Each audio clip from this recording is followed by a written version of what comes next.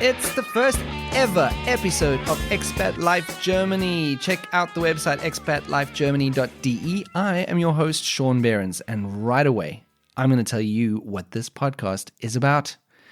If you're an expat living in Germany, or maybe you're planning a move to Germany sometime in the future, or you're just interested in what life is like in Germany, or you're a German and you're wondering about the expats that are moving to your country, this is the podcast for you. Basically, it's a podcast for a lot of people because I want a billion downloads. Maybe I've set my sights a little too high, but anyway, it's a new show, and the idea is that it will focus on life of expats living in Germany. It will cover topics that expats wonder about, that would interest, hopefully, expats. That's what the show is about. There are lots of expats in Germany from everywhere. It's basically a hodgepodge. And generally speaking, of course, this is a generalization, but expats are interesting. And I think it's because it takes a certain kind of person that will pack up everything, leave everything that they know, and move to a new culture, probably learn a new language if it's, not everyone knows German. And these kinds of people generally are pretty interesting. And I have, even just in my circle of friends, I have a lot of interesting expats. And got to thinking I'd love to just sit down and chat and talk to them about their experiences, not only in Germany, but also their past, the decisions that they made that brought them to Germany, what their experiences have been like here. And hopefully I'll also, through this podcast, get to meet more interesting expats outside of my friend circle. That's right. I know you're out there, expats that I don't know. By the way, if you do think that you want to be on the show, go to the website expatlifegermany.de. There is a Be on this show section. Just click on that, put in your information, and maybe we'll get to talk. Usually I'll be talking to some expat guests. As I said earlier, not every show will have a discussion, but most of them will. But today I'm going to be introducing myself, and this is kind of a weird thing. I'm sitting in a basement in my house talking about myself into a microphone. It's very strange, and I decided I'm probably going to keep it as short as possible because you know what? You're going to hear my story as I talk to my guests. I'm going to mention things that have happened in my life and my journey to get to Germany, but what I will tell you is who I am and how I've gotten here. So in case you're wondering about the accent, it's South African. And I guess I should, at this point, say thanks to District 9 and Trevor Noah for making the accent cool. And I guess thanks to Elon Musk for making South Africans as a concept cool. But the accent is cool. I finally feel like it's cool thanks to District 9 and Trevor Noah. So thanks to those. No thanks to Charlize Theron, by the way, who pretends to have an American accent and contributed nothing to making the South African accent cool. You don't even pronounce a name like that. It's Theron in South Africa, not Theron. So I'm South African. I have been in Germany for 12 years now. The way that it happened, coming to Germany, I lived in Johannesburg, South Africa for 10 years. Johannesburg is a great city. It's an amazing city. There's a lot happening. It's kind of the financial capital, if you want to call it that, of South Africa. But it does mean that there's a lot of criminality in Johannesburg. And at the time, this was about 2004, I met my future wife, and we took 2 trips to Europe during that time. Before we got married, we were still young'uns, and we visited London, we visited Switzerland, Italy, quite a few countries. I can't remember which other ones we did in those trips. Holland. And we just fell in love with Europe, and we thought, hey, it would be amazing to travel Europe for a while. And the chance to do that came up when my future wife, then girlfriend, got offered a job for her work. And we just said, yeah, let's go, let's do it. I had never seen Germany before. I'd never set foot. The closest thing I had was Switzerland. And my wife said, hey, if you like Zurich, you're going to love Germany. She'd been here a few times for job interviews and for trainings and so on. So she'd already seen it. And I pretty much jumped in to the country without ever having seen it before, which was fun. I am definitely an adventurous type. So and it was a lot of fun to just move and figure out things as you go along. And I would say the first 2 months were amazing. Had such a blast because I was in a new place. We moved to a German city called Schweinfurt because that was where my wife was going to be working. I don't know if anyone knows Schweinfurt or has been to Schweinfurt. It is nowadays it's much better, but back then there was not much to it. But luckily, because of all the engineering companies and so on, we met a lot of expats. And I think in the beginning, it's important to make friends with a lot of expats because especially in Germany, you don't know the language and it's very, very difficult to connect with Germans on a personal level in the very beginning. I'm not saying it's impossible, but the German friends that you make will be few and far between, and there's always going to be that language barrier. So it's a natural progression that when people move to the country, they obviously latch onto expats. This is why it's easier, I guess, for people who live in the cities and so on. There's a lot of expats in cities, obviously. And at the same time, I was learning German, and it was not the easiest thing to do, learn German. But as I said, I've been here for 12 years, so now my German is definitely at a serviceable level. I still have no clue about articles. I sort of bang articles in willy-nilly, hoping that they fit. And actually, you have, in a normal sentence, you've got 33% chance of being correct. Of course, when you add things like accusative and dative and genitive in there, you're losing already. You're losing already. So you know what? Just give up the fight. Put in the article that you think it could be, and just hope for the best. And what I found, Germans do understand me. They maybe laugh at me behind my back, but they understand me, and that is the goal. At any rate, we lived in Schweinfurt. We had decided that I had 1 year to find a job for myself. And if it didn't work out, then we were going to head back home because I worked in the software industry. And I was worried that my skills after more than a year would just dwindle and disappear. And that was the rule. We said 1 year, I have to find a job. So I remember the first few months where I was sitting at home. I was at home every day. I had a PlayStation 2 back then. So I played a lot of PlayStation. I was also doing a correspondence university course. So I did do some studying, but there was definitely more PlayStation than studying. And at the same time, I was looking for jobs in Germany. And in the beginning, you start off with a lot of hope. And that hope slowly dwindles because you send out application after application into the void. You don't get anything back. You don't hear from anyone. No one sends you a rejection letter even. I just wanted rejection letters at that point. I just wanted to know that my email account was working. Is there something wrong with my email that emails are not getting to people? It was... After a few months, it was really, really getting to me. And I honestly started feeling like I just want to do something productive in the world. I tried a bit of blogging, I tried a bit of things, but what I really wanted to do was get a job.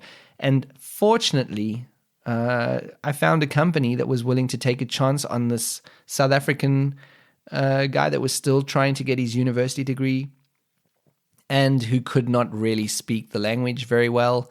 But they took a chance on me and gave me a job offer. And then I had to wait, as I said earlier on in the podcast, there was a waiting period of about a few months where I had to wait for them to prove that an EU resident or a German resident couldn't do the job. And then they had to do the visa paperwork. So that period of time was way better for me in the beginning because I knew that I had a job. I knew that I felt less bad about sitting around playing PlayStation and just visiting the city that I was living in. So things definitely got a bit better. And then, of course, I started working. I had a horrid commute every day to get from Schweinfurt to Frankfurt, which is where my job was, by the way. That is a 3-hour commute one way with about 4 changeovers. So from bus to a train to another train to another train to a tram. And it pretty much killed me. And that's why we moved to Würzburg, which is a beautiful city. It's on the Main River. It is small enough to feel like a village, but large enough to feel like a city. But it's got the best traits of both, but very few of the worst traits. And it's a great city. A lot of students living there, so it's a very young vibe. There's a lot of clubs, there's a lot of bars, a lot of drunken brawls at 3 o'clock in the morning. It's all fantastic.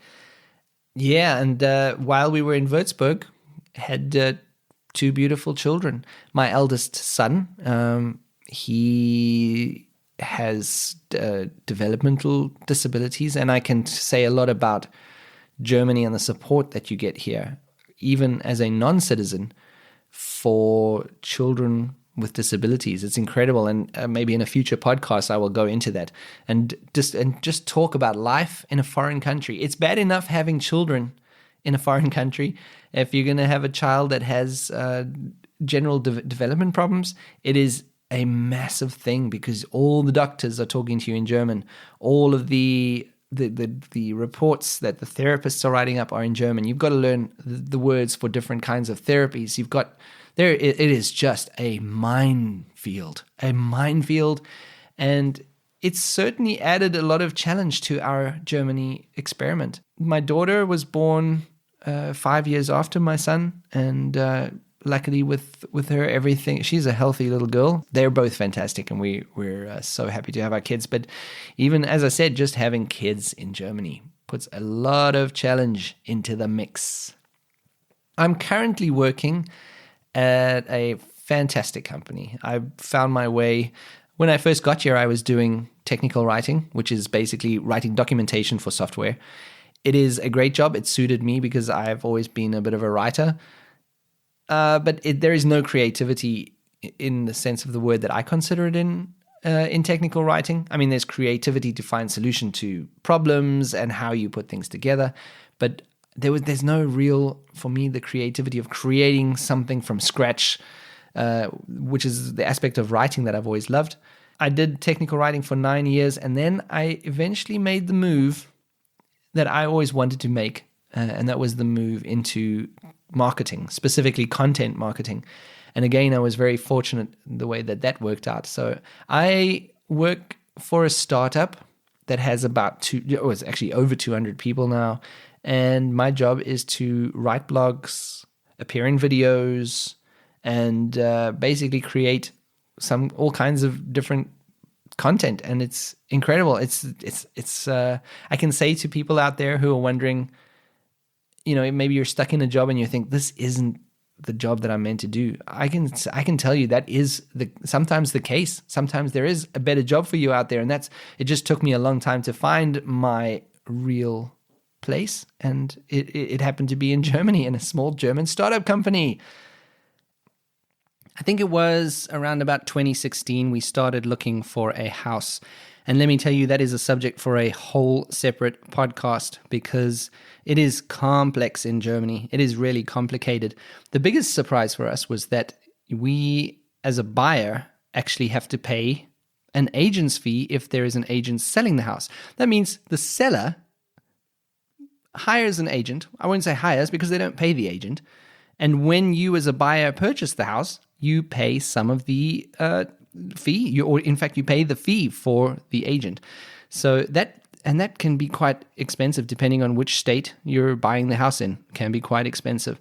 So we found out pretty quickly that looking to buy property in one of the cities like Erlangen, Nuremberg, thereabouts, was quite expensive. There's a lot of big companies there like Siemens, like Adidas in Herzogenaurach, which is not so far away from Nuremberg, Puma, also FAG, which is an engineering company. A lot of big companies, and that means the housing prices are really, really expensive. And I think you'll find that in a lot of cities. I know Frankfurt is very expensive. Munich is astronomically expensive. And it makes buying a house very difficult unless you're willing to look further away from the cities, which is what we ended up doing. We purchased a house in deep, deep Franconia. And yeah, I guess we're 40 kilometers away from any big city. And I can tell you we're loving it. We're loving it being out in the country. There's beautiful forests quite near to where we are, beautiful farmlands, a lot of place for good running. I love to run, and there's a lot of good running routes around where we are. So yeah, it was, in the end, it worked out for us that we actually looked out in the country for a place to buy. Another thing that you should know about me is that I love alternative and indie music, and in fact have been playing in bands for most of my adult life. I have a band here in Germany. They're based in Frankfurt, and we're called 10 Cent Janes.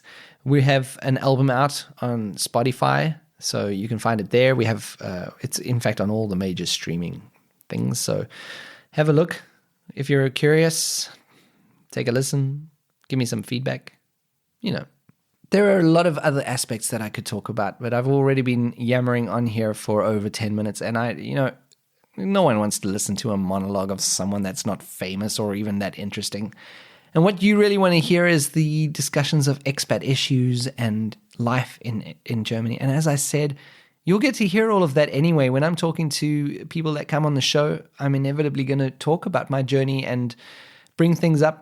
And there will also be podcasts where I'm just talking to the mic in the future alone, and who knows what else we'll discuss. Like I said, maybe we'll go into having what it's like to have a child with disabilities in Germany, and what it's like, finding jobs and so on. So you'll find out a lot more about my own personal journey as this podcast goes along.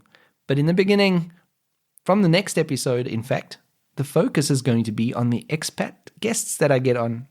The first guest that we're going to have is actually a guy by the name of Dwight Stephen Boniecki. He is a film director, and I'm not sure we're ever going to have another film director on the show. So maybe it's a bad place to start because it can only go downhill from there. But we're going to start with Dwight Stephen Boniecki because he's an interesting guy. He's an expat from Australia, and we're going to talk to him about his movie making, his book writing, and his experiences here in Germany. So it's going to be hopefully interesting. We also will, in the next week or so, have the Expat Life Germany YouTube channel going up, and we are on Instagram, Expat Life on Instagram. Look for us there. And we're on Twitter, Expat Life DE. We're all over the place. And by we, I mean me. Thank you for downloading. Thank you for streaming, however you're listening to this. And stream again next week. It can only get better. It can only get better. Looking forward to doing this show, and catch you next time.